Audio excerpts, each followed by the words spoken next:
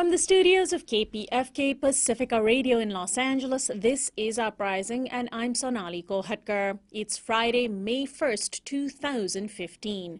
Live from Baltimore, activist Dayvon Love will join us to discuss the latest on the protest against police and the death of Freddie Gray. And we have breaking news this morning that charges have been filed against police officers involved in Gray's arrest. And American Apparel workers are filing a lawsuit after they were fired. They'll be marching for May Day.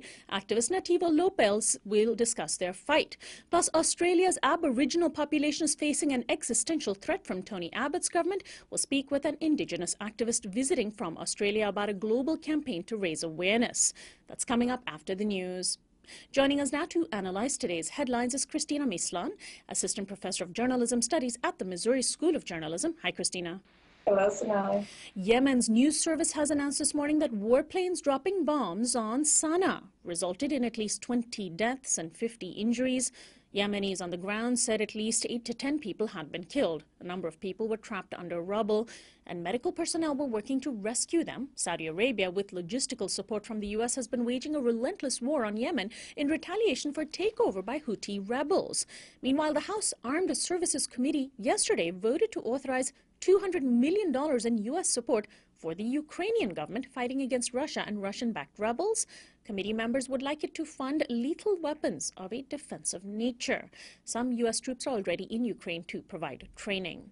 Cristina, do these two stories illustrate to you how destructive U.S. military force and political influence are around the world? Well, definitely. I think not only destructive in terms of producing violence, but I think what we can see is inability to move forward from this historical past. So, for instance, on the one hand, you have a Saudi-led coalition, which is also helped by the U.S. selling weapons to coalition states. And anytime, as we have seen, that the U.S. has intervened in the Middle East, historically, the consequences have been exacerbated. On the other hand, you have the U.S. has its hands in Ukraine, which, of course, should also be concerning, because what I see is an extension of Cold War politics. So anytime I hear anti-Russian aggression discourse, I also hear communist aggression rhetoric. And so what we have here is this language that's West versus East, which is often equated to good versus evil. Then you have the U.S. versus Russia, which is also reminiscent of this battle for imperialism that consumed both states during the 20th century. Right. So I think we need to look at the violence and the political rhetoric that's happening. And a new study released today has found that the cost of renting homes in the United States has jumped significantly, adding to the financial burden most ordinary Americans face. The nonprofit group Enterprise Community Partners analyzed census data to find that more than a quarter of Americans are now spending at least half their income on rent each month. It's a number that has risen 26% since 2007. The reasons for the statistic include increased demand for rental housing due to foreclosures and stagnant wages that have not kept up with rising rents. The editorial board of the New York Times today, on May Day, published an op-ed criticizing low wages, saying, quote, low-wage employers in particular pay low wages because they can, and the main reason they can is that Congress has failed over decades to adequately update the minimum wage and other labor standards. Cristina, does it seem as though the fight for a higher minimum wage is permeating enough into the mainstream now that we might see federal action? Well, we hope so. At least if the New York Times is writing an editorial about it, it has moved into some sort of mainstream conversation. But I do think we should be skeptical. We've seen this happen with conversations about immigration reform, for example. So mainstream conversations seem to support a huge reform, but then political interests get in the way. And then basically we still end up where we are today without any progress on that front. And so I think in the case, for instance, of corporate interests, once corporations who benefit from corporate welfare get into the conversation and then you have lobbyists who start moving in, well, then the conversation gets co-opted. And so then 2020 passes and we're left with even worse problems. And finally, the House Judiciary Committee just passed a bill overhauling the USA Patriot Act. The bill would curb the sweeping up of metadata by the National Security Agency that so many Americans were appalled to discover through the revelations of whistleblower Edward Snowden. It would also end the Orwellian practice by the FBI of sending national security letters and afford limited oversight of the secret FISA courts. The bill has bipartisan support and heads to the House for a full vote, where it is likely to pass. Even in the Senate, a similar bill is gaining traction, but hardliners like Senate Majority Leader Mitch McConnell are intent on keeping the Patriot Act intact. McConnell may be fighting a losing battle. Cristina, even though this is a very modest bill that would only curb metadata collection and a few other things, does it count as a small victory for civil liberties and privacy rights? And should we be surprised that it's Republicans that are leading this fight? I do think it counts as a small victory, although we know it doesn't go nearly far enough. But, you know, this question about Republicans leading the fight is an interesting one. Now that the Senate is Republican controlled, we've seen several bipartisan bills being passed this year. And last year, however, it seemed many bills with similar popularity were being held up. So I do think we need to see recent trends as very careful strategic moves. So the Republican Party has refused to cooperate in Democratic Senate-controlled environment. And so I don't think we should be surprised, because what they're doing is they're gearing up for the 2016 presidential election. And they know that the public has a short memory. And so they'll praise their support for these popular moderate bills, because they know what seems to completely pass the public sometimes is that this country is not a right-wing country. It's actually far from it. Cristina, thanks as always for joining us. We'll talk to you next week. Thank you. Cristina Mislan is an assistant professor of journalism studies at the Missouri School of Journalism and one of our daily Newsflash guest experts. This is Uprising. We'll be right back.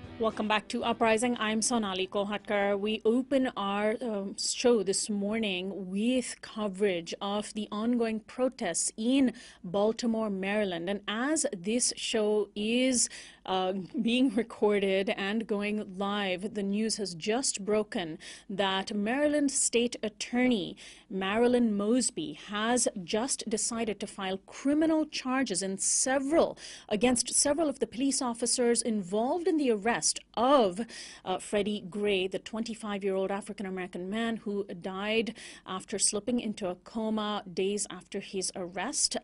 It is not yet clear exactly how many of the officers are facing charges, but Mosby did say that her office would conduct a thorough and an independent investigation. She announced a range of charges against several police officers, ranging from second-degree murder and involuntary manslaughter to assault and misconduct in office, and warrants have been issued for their arrest. While she announced those charges, she did note her own ties to the police community. The 35-year-old state attorney who's only been in office for 4 months, both her mother and her father have been part of the law enforcement community.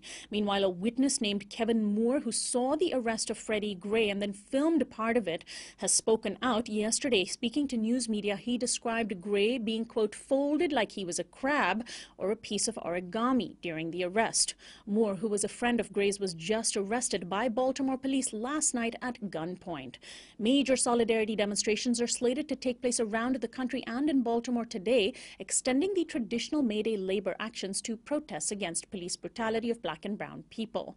A 10 p.m. curfew will remain in effect through Sunday. My guest is Dayvon Love. He's the director of Leaders of a Beautiful Struggle based in Baltimore, Maryland. He's been very active on the ground in the demonstrations.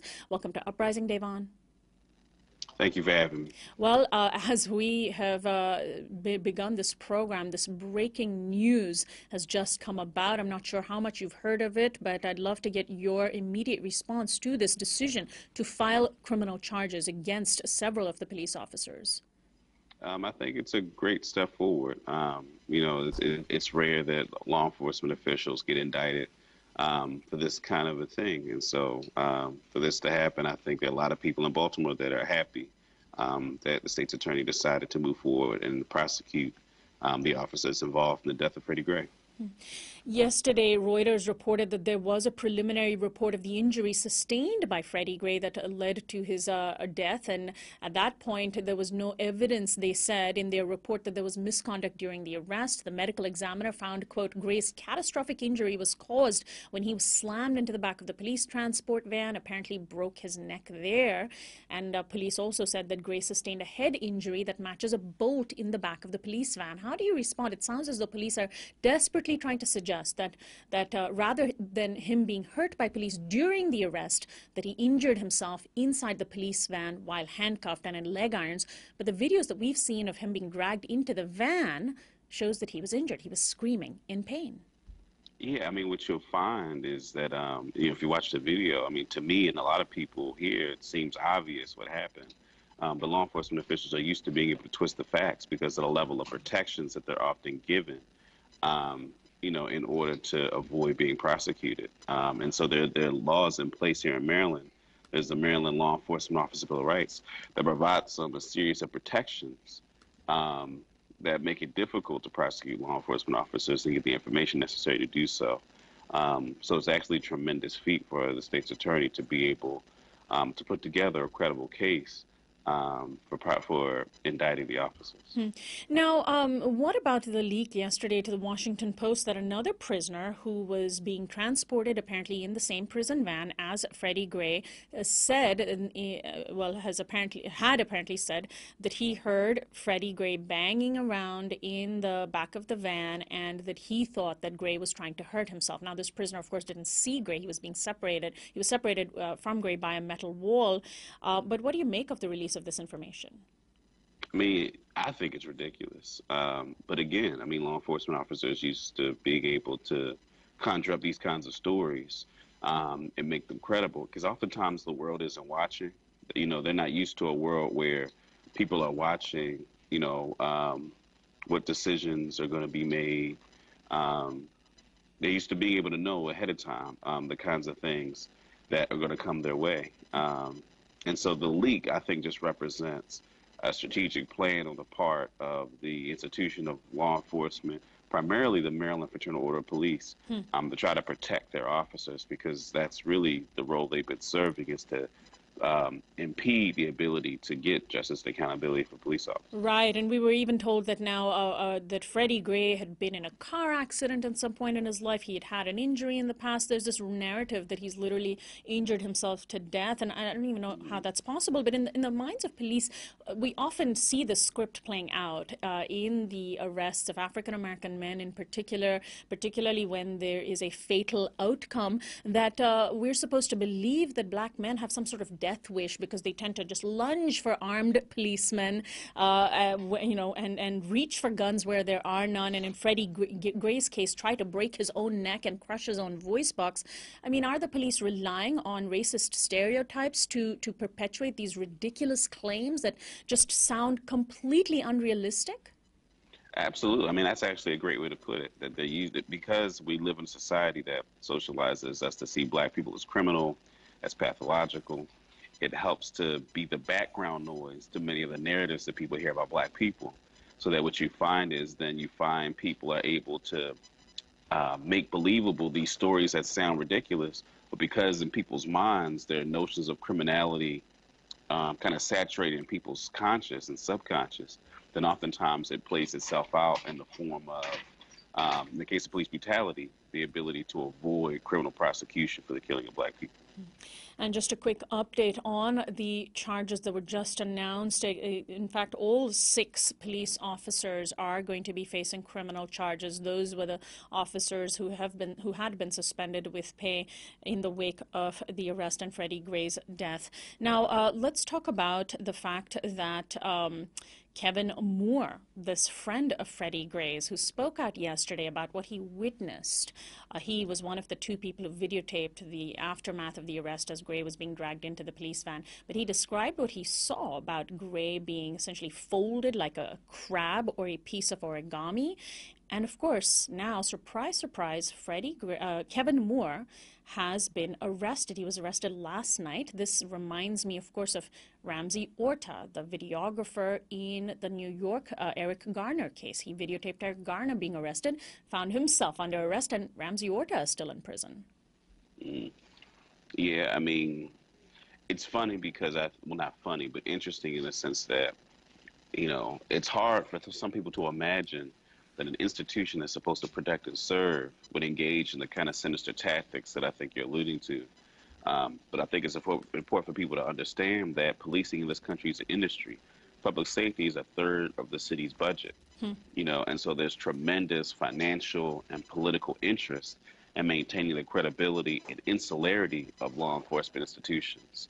And so it's important for us to not think that law enforcement is beyond or above doing those kinds of tactics. And Dayvon, I should also mention, Kevin Moore's arrest has been almost not reported in the U.S. at all yet. The Daily Mail and the Independent in the U.K. have been the two major papers that have reported Kevin Moore's arrest. What sort of chilling effect can this sort of what seems to be a retaliatory action have on this culture that we have now seen develop around us of filming police officers? This is a very important sort of cultural shift that people realize we need to hold police officers accountable. We pull out our cell phones every time we see a cop chase somebody. But of course, if we know that we ourselves might be arrested for doing that, it sends a chilling effect, doesn't it? Absolutely. I mean, it's a part of the scare tactics that institutions like that use in order to try to regain the hegemonic hold they used to have in this arena. So I'm not surprised that happened. And I think it is important for more American media to pick up on that so that people can understand exactly how sinister the structure and institution is itself. There was also an interesting incident that took place earlier this week when CNN was doing a report on the curfew in the streets of Baltimore. They had their cameras trained live on a line of cops. Our TV audience, for our TV audience, we're going to be playing that video as we speak. CNN was essentially filming this line of cops. Here's the thing. They were showing a young activist named Joseph Kent who was walking in front of the line of cops. Suddenly, in full view of the camera, an armored vehicle, Humvee, appeared, didn't even stop, but Kent disappeared into it. And people were outraged because it looked like this young activist had simply been kidnapped by the police. What do you make of this, Dayvon? I understand that he has been freed now, but what was seen by the CNN cameras looked like something out of a movie set in a totalitarian regime. I mean, if you leave law enforcement to their own devices, that's how they'd operate. And that's a part of the problem with that institution. That's why it's so important to understand that they're so heavily resourced, because they can get away with that because the level of, legal expertise they have on their side in terms of lobbying, prowess, and the like. So they're able to do those kinds of things given the amount of power and resources they have. Has Joseph come out and spoken out about his experience, as far as you know? I'm sorry? Has Joseph Kent spoken out about his experience of being arrested, as far as you know? Not as far as I know, not yet. His attorney has been speaking out. There are also reports of protesters, Dayvon, who have been arrested and facing very high bail to the tune of $100,000. Can you comment on this? Yeah, I mean, that's something that actually we plan to try to do something about and bring more attention to. Because that's something that's a part of the that's an impediment to being able to raise the awareness about what's going on. If the demonstrators are impeded from their ability to participate in the kind of civil disobedience and the kind of just mass demonstration that's necessary to bring attention, then it creates a situation where it's harder to organize. And so we're definitely going to be on top of that issue.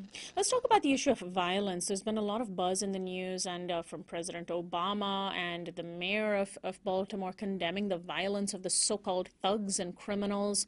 And even the newly appointed Attorney General Loretta Lynch, in her first official act as Attorney General, said that the violent protests were counterproductive to the cause of justice. But many people have shot back back that it's hypocritical, because when white people riot over superficial things like sports games, there's no similar outrage and no similar labeling of criminals and thugs.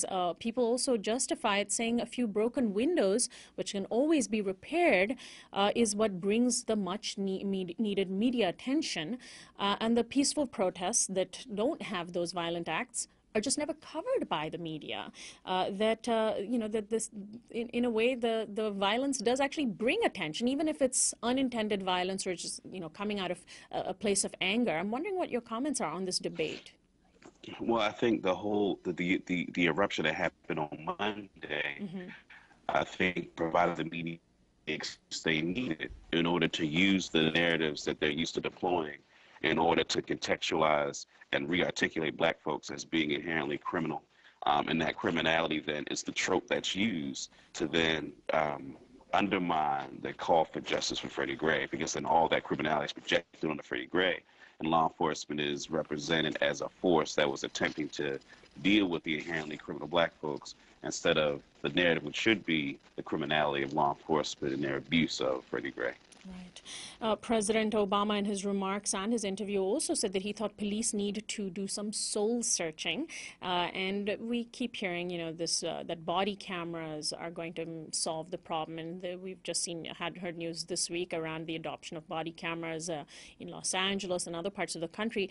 But isn't it simpler than that if police simply are charged, prosecuted, charged, and convicted? I mean, it's certainly in Baltimore, we're finally seeing some charges, but then it remains to be seen whether there'll be a conviction. But wouldn't that go a far longer way towards solving the problem of police brutality than some of these other solutions? Absolutely. I think body cameras is kind of a Band-Aid approach. Here in Baltimore, because in the state of Maryland, we're governed by the Maryland Law Enforcement Office of Bill of Rights, community folks don't have any formal mechanism of redress in the context of dealing with police brutality, in the sense that they have the community has the power, any power, over disciplinary action with law enforcement officials. And so, it's good that we got an indictment. I think we need to be mindful that the fact that we had to protest and organize to get an indictment is problematic, right? We need a system that within its internal structure disciplines law enforcement, so that it's only in extreme cases where the state's attorney is necessary. And so I think it's important for people to be mindful of the fact that the reform is still needed in terms of the institution of policing, and that we were just fortunate enough to have a brave and courageous state's attorney that was willing to prosecute for the interest of the people of Baltimore City. And that's a really important point, Dayvon. Even if this is considered a minor victory to see these charges, one wonders what would have played out had there been no protest. We know that police brutality, particularly against unarmed young Black men, is something that is not at all a new phenomenon. And when there hadn't been action on the streets, or at least major action on the streets covered by media, there was barely any kind of response from police. Police have never felt that they ever needed to justify their actions. Right. I mean, that's part of the issue. The part of the issue is that most law enforcement officers are not used to having to deal with this issue in the public. And most elected officials didn't start talking about it until it became mainstream media and mainstream news. And I mean, it's been a part of the hypocrisy of the Democratic Party, where they talk about wanting to be supportive of and fight for Black people and be sympathetic to issues of racism and structural oppression. But in the case of something like police brutality, Democrats historically have been very silent on those kinds of things. And so that, I think, adds to the significance of the indictment. And Hillary Clinton gave a speech this week on needing to end mass incarceration. First, I wonder if she also would have even addressed this issue had it not been such an important part of the public discourse because of the hard work of activists on the ground. And second, I'm wondering, about the fact that her own husband, Bill Clinton, oversaw so many of these sort of tough on crime measures that have led to our system today having so many people behind bars, which of course she never addressed or even touched on in her speech. Any thoughts on that? Well, I mean, Clinton presided over the biggest expansion of the carceral apparatus in this country's history, and that was a part of his strategy in terms of being a viable Democrat or viable presidential candidate and the viability of the Democratic Party was to be hard on crime. And that hard on crime strategy was something where there was a relationship between many upper class, middle class black folks. So it was kind of a relationship between Democratic Party, middle class black folks, that issues of incarceration, police brutality would go unaddressed. So that issues like things like affirmative action and others, which are important, but many benefit people, black folks who are middle and upper class. And so that coalition created a context that reduced the problem of mass incarceration and exacerbated police brutality. And so hopefully what we can see now is a reconfiguration of those politics. And Hillary Clinton's shift demonstrates, I think, a keenness to the moment, understanding that Dayvon, it looks like we just lost Dayvon Love. We're going to try to bring him back to finish out our conversation with him. He's joining us live from Baltimore to talk about the ongoing situation there. And the breaking news that we've had this morning is that State's Attorney Marilyn Mosby has decided to charge 6 officers in the arrest and subsequent death of 25-year-old Freddie Gray. And Dayvon, you were saying? Yeah, and so I think the shift is just the keenness in her understanding of the moment. And so I think hopefully what we'll find is a reconfiguration of politics, where we can actually start to dismantle some of these big institutional ills. And to that issue, how important is the sustaining of protests? Today is May Day. There are massive protests, I understand, that have been scheduled and organized in many parts of the country to coincide not just with what people are calling for in terms of workers' rights, which is an issue that is quite linked to police brutality. Economic injustice and police brutality are linked, and I think we don't make those links often enough or make them apparent often enough. How important is it to have sustained activism? Well, not only just sustained activism, but particularly for black people, people of African descent, to build independent institutions so that we can sustain the movement building and also develop the power necessary to be able to address issues of police brutality from the vantage point of having the power and political organization to do so. And what has been happening in Baltimore over the last couple of days, and what is planned specifically in Baltimore today and over the weekend? I mentioned the curfew is still going to be in place till Sunday? So there's a curfew. There are a couple of demonstrations today in support of getting justice for Freddie Gray. There's also there are a lot of organizations that are coming together and gelling in order to develop an infrastructure to be able to not only just address the death of Freddie Gray, the institution of policing and law enforcement, but be a broader coalition that can engage in sustained movement building so that we're not always being in a reactive situation, but actually being able to be proactive and build a system that can address these issues from here on out. So we're not having to wait for the next incident. Right. And there's also finally the question of how many National Guardsmen are still in Baltimore. Baltimore police had asked for thousands more law enforcement and of officers and National Guardsmen. What's the situation? How present are armed, uniformed men in Baltimore today? They're present in places like City Hall, different courthouses. They're not very present in white communities. They're very present in communities that are predominantly black. So it just goes to show you, again, the way institutional racism operates when you're talking about policing and militarization. Well, Dayvon, I want to thank you very much for joining us today, and best of luck to you. Thank you. My guest, Dayvon Love, is with the organization Baltimore Beautiful Struggle, Leaders of a Beautiful Struggle, and he is the director of that organization based in Baltimore, Maryland. This is Uprising. We'll be right back.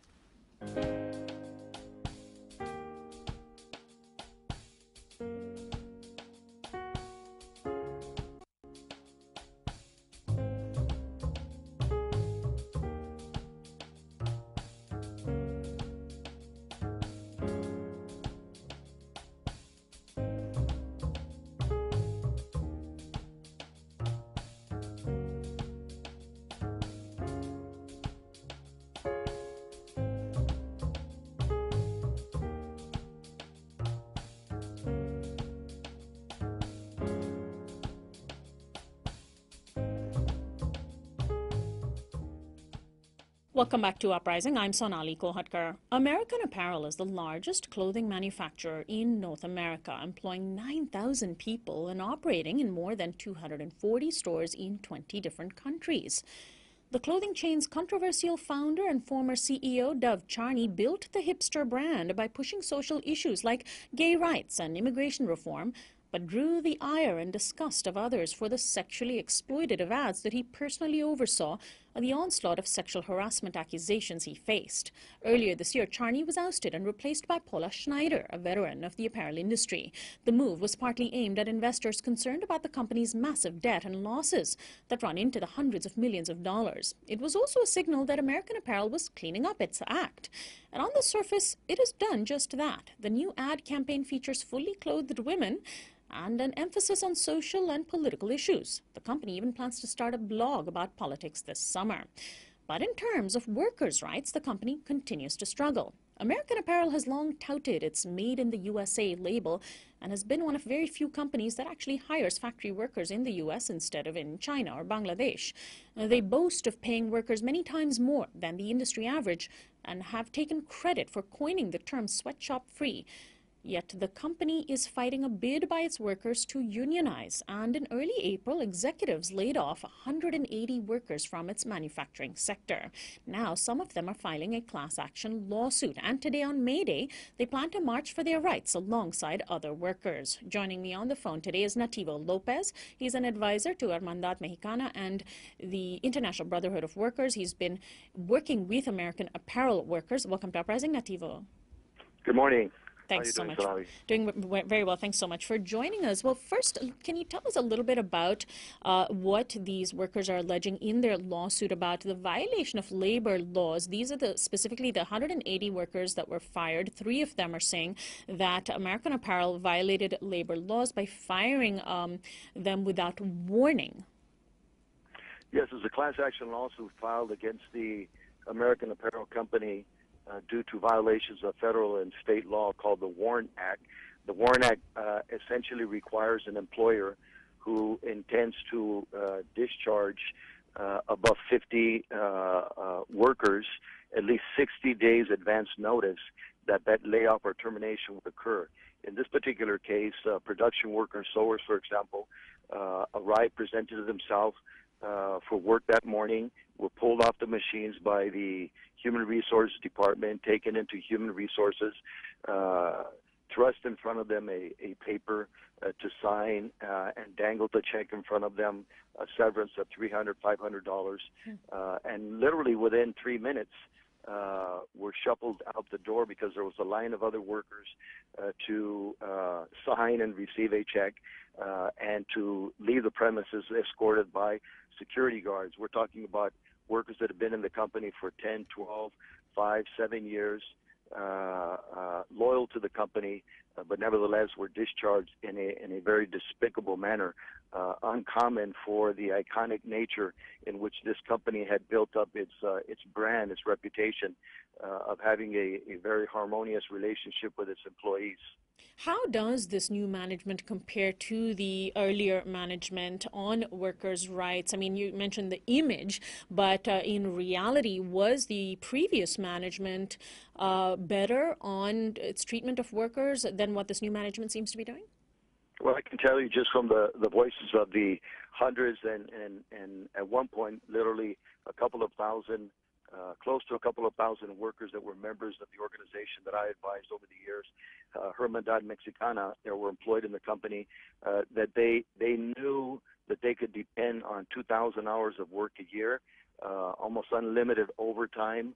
I know workers that founded the company back in 1998 when Dov Charney opened the first shop below the freeway in Santa Fe Avenue in Los Angeles, when they only had 28 workers.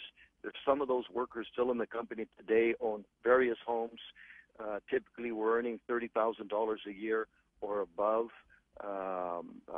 Enjoyed their annual bonuses every January without fail, above standard for that particular industry. For example, for immigrant workers, both undocumented and documented, unheard of employment opportunities in America that they enjoyed under the leadership of Dov Charney. What about the unionizing efforts? Have those efforts just sprung up since the change of management? Has there been an attempt to form a union even under Dov Charney? My understanding back in 2009, 2010, Unite Here sought to organize the workers of American Apparel. They took a shortcut. They went directly to Charney because of his image of being progressive, the above standard working condition and hours at that company, and sought to have him sign off on an agreement of card check at the company without even having spoken with the workers.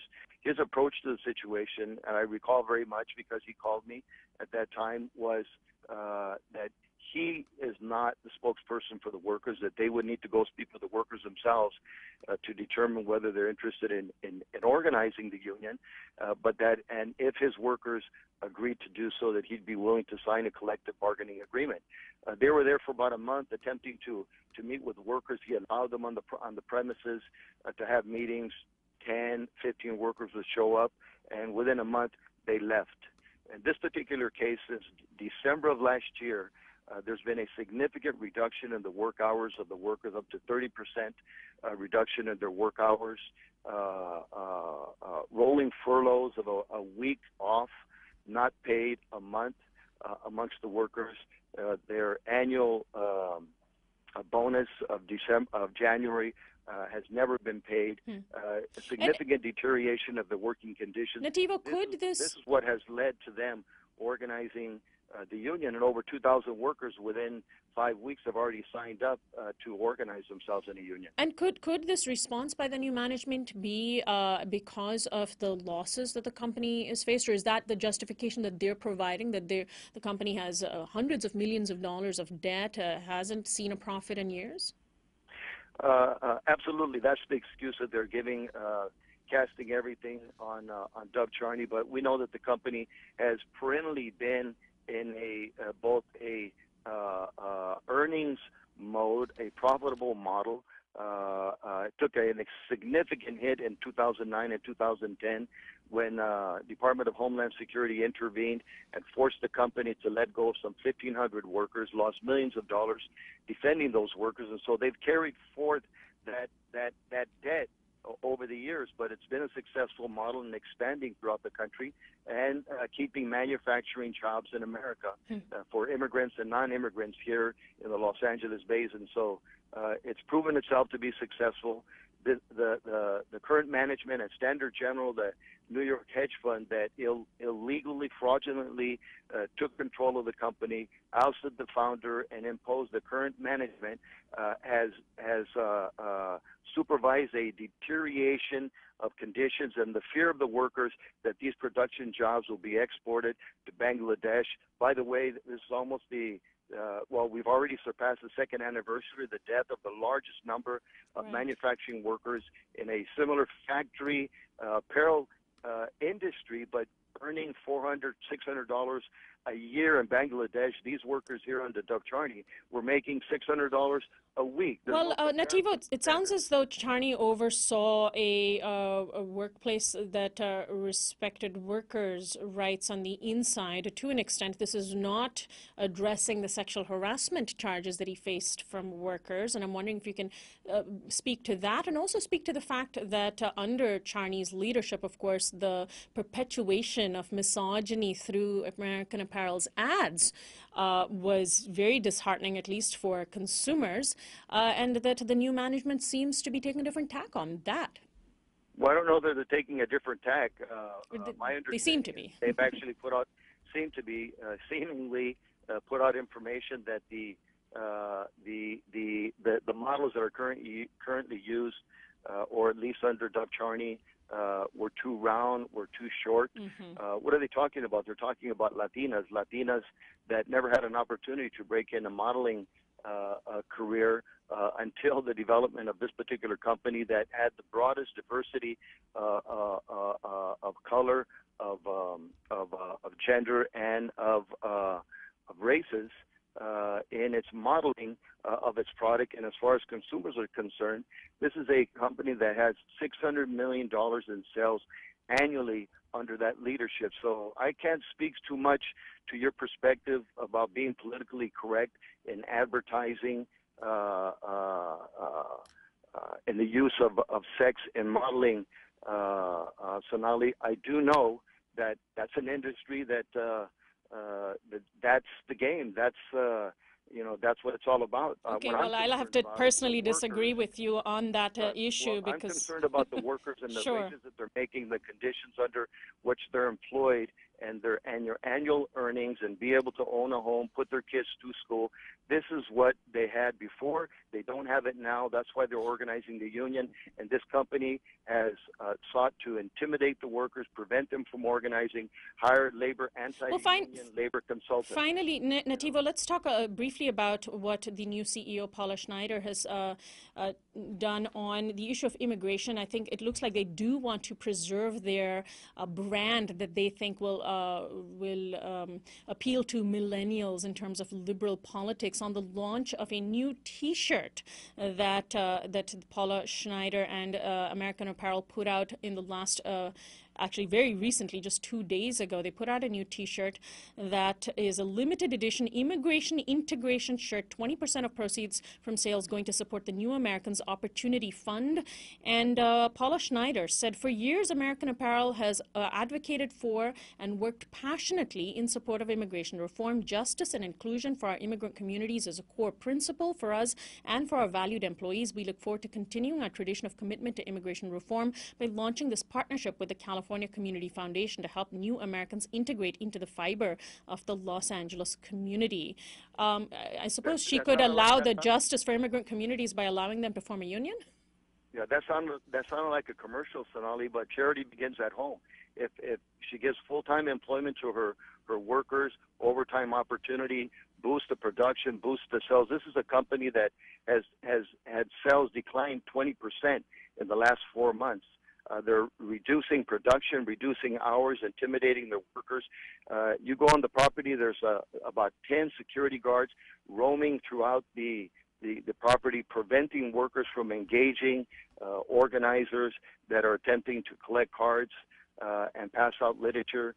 This is the kind of anti-union, anti-immigrant policies that are implemented by Paula Schneider to prevent the organization of the workers, their constitutional rights to express themselves.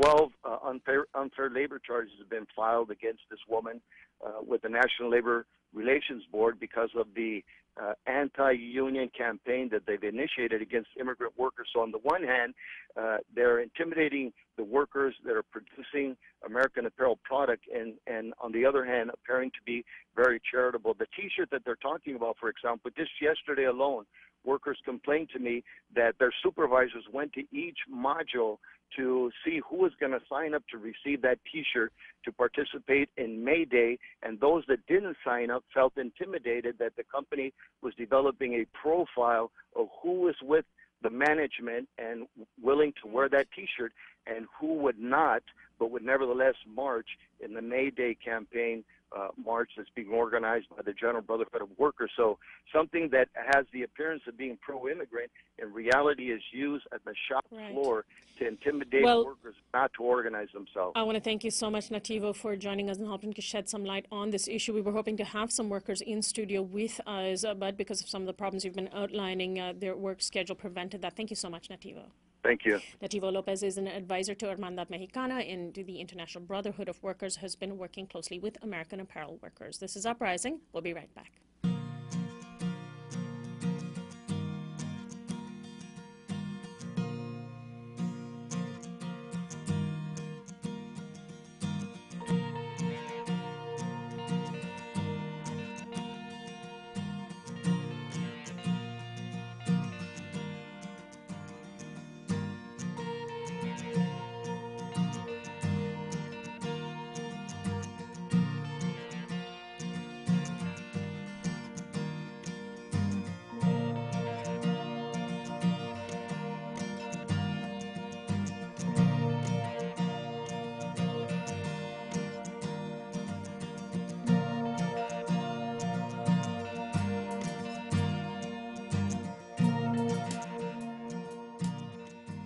Welcome back to Uprising. I'm Sonali Kolhatkar. In the United States, African Americans are 6 times more likely to be incarcerated than whites. There are few places on the planet where such a racial disparity is seen, but in Australia, Indigenous communities are 24 times more likely to be imprisoned than non-Indigenous people, according to a report released this week. In Western Australia, where Aboriginal communities are clustered, that disparity rises to a whopping 52 times. The problem is also exacerbated among Indigenous youth. Nearly 60% of young people imprisoned in Australia are Indigenous. On the housing front, the Australian government has been waging an all-out war against Aboriginal communities, having proposed the closure of 150 communities in Western Australia. Even the United Nations' Permanent Forum on Indigenous Issues has added its voice to those opposing the move. Prime Minister Tony Abbott has taken a hardline position on funding services for those communities, saying it's not the job of the taxpayers to subsidize lifestyle choices. Around the world, actions have sprung up in solidarity with Australia's Indigenous communities as part of a global awareness campaign. In Los Angeles, where this program is based, Indigenous activists from Australia will be rallying this afternoon at Echo Park. One of them is my guest, Ryan Whitewolf, an activist and a musician. Welcome to Uprising, Ryan. Good afternoon, Sonali. Thanks so much for joining us. Well, first, can you share a little bit about your own background? You're considered Indigenous from your father's side? Yeah. Well, since 6 weeks old, I was raised by an Indigenous man of Australia. And so that was a pretty amazing journey, you know. So in honours and respects, like I feel like a lot of my duty is to help the Indigenous, and especially the youth. And because I was fostered by an Indigenous man since 6 weeks, and they accept me as a Darug man, so... Darug? Darug, yeah. Mm-hmm. That's the name of the specific community? Specific tribe over in Blue Mountains, near Sydney. Let's turn to the major issues facing Indigenous communities in Australia. Like Native Americans, of course, has been a long history of oppression from the time of white settlers arriving to the shores of your country, of course. And now, is it very clear that under Prime Minister Tony Abbott, the assaults on Indigenous communities have simply escalated? Well, honestly, like, the assaults have escalated, but I also feel that Tony Abbott just does it more blatantly, like, in front of the picture as well. It's less subtle. But at the same time, a lot of community, it's initiating a lot of community to create an evolution, to create a revolution, which creates a lot of harmony at the same time, like a lot of... People are uniting. Yeah, people are uniting, exactly. People are uniting and helping out, going into the Indigenous communities, learning songs, and it's beautiful to see the cultures actually harmonising. What does the proposed closure of 150 communities in Western Australia mean? Are these small towns? Are they communities that house only Aboriginal people? And where would they go if these were closed? The communities, they house only Indigenous people, except for the caseworkers that work there. They would have to go to neighbouring communities, mainly like Western communities, modern communities. Though out of the 150 closures, there's 12,000 Indigenous that would have to be moved. And Tony Abbott thinks it's a lifestyle choice for them to live there? Australia's got like two worlds going on, honestly. There's like the Indigenous world where, you know, the dream time and all the stories are going on, and then there's a modern day society, and Tony Abbott definitely wants the Indigenous to integrate within the schooling system and within the employment within modern day society. Though the Indigenous, I feel, just have to be empowered in their culture. The Indigenous just have to be empowered in the sense of what they bring, because they've been there for 40,000 years, you know, and to be the people of this earth, and for that to be nurtured, for that to be empowered, it'd be beautiful. So are there corporate interests at work? Is the land that the communities are on being slated for other kinds of use?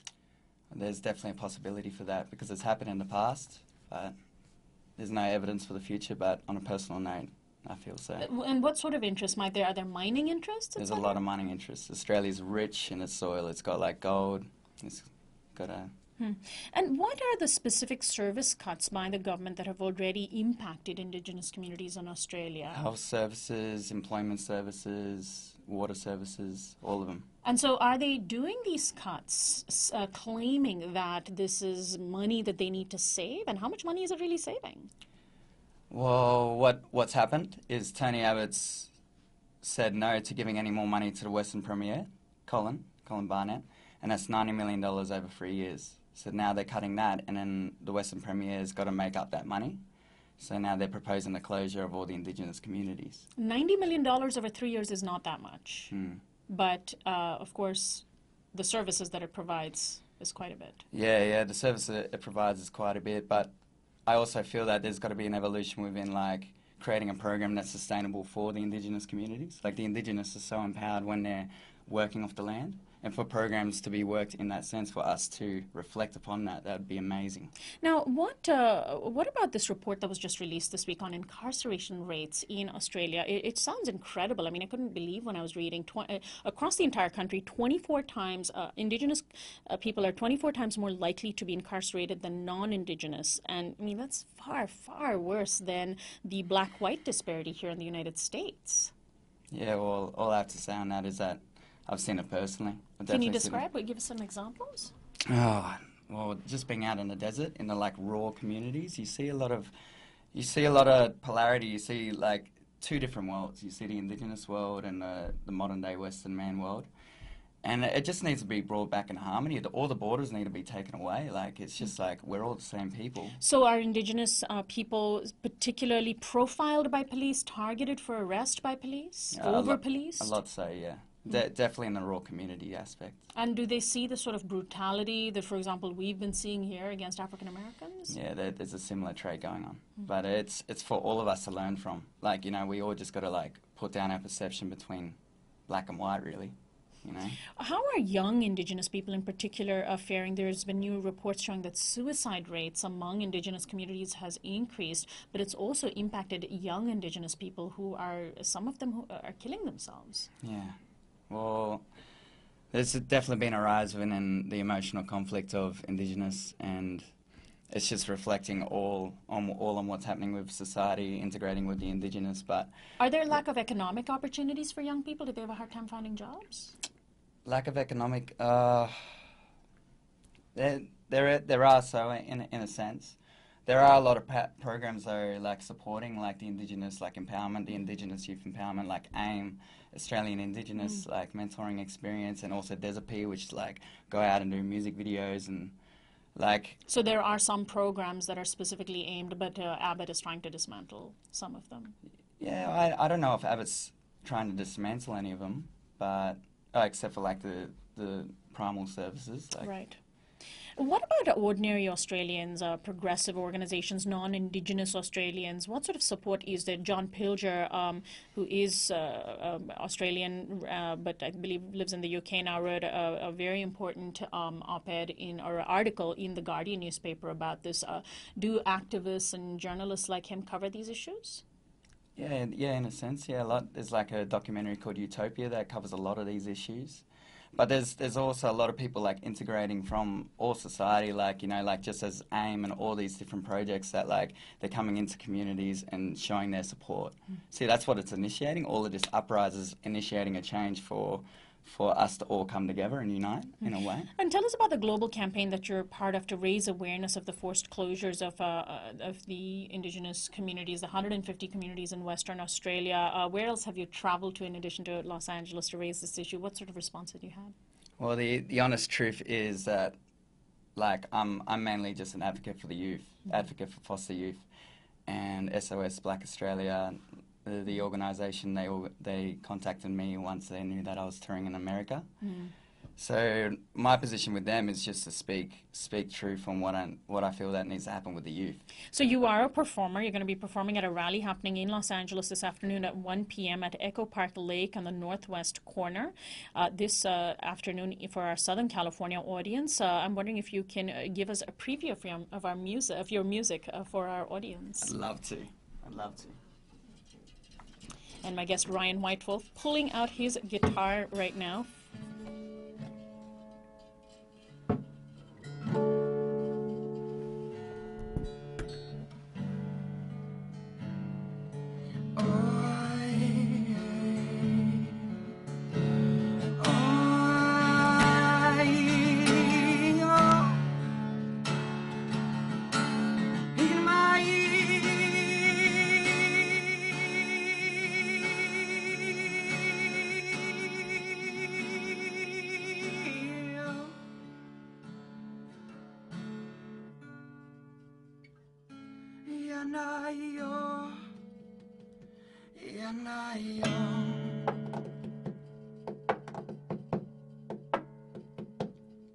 So there was a boy named with a heart of steel. Freddie opened a dance, he made you feel. Breaking silence when he sung with the elders that he brung. He was raised in indigenous, so breaking through the predator. So he was born half black and white. That the schools like to set him, so he started to fight. Breaking blame, breaking chains, breaking side his shame. For the walk he uncovered, the songs of his father. So put down his fist when something bigger exists. It's time to live prophecy, freedom over democracy. It's how the sound he started to live. And the songs, the melodies, they started to breathe. Is there anybody out there to look past the borders that we made for the rhythms of nature? Take a step and finally breathe. Ryan White Wolf, thank you so much for that small preview of the performance that you're going to be giving this afternoon, the event for our Southern California audience happening at 1 p.m. at Echo Park Lake. Ryan, do you see your music as part of your activism? Definitely.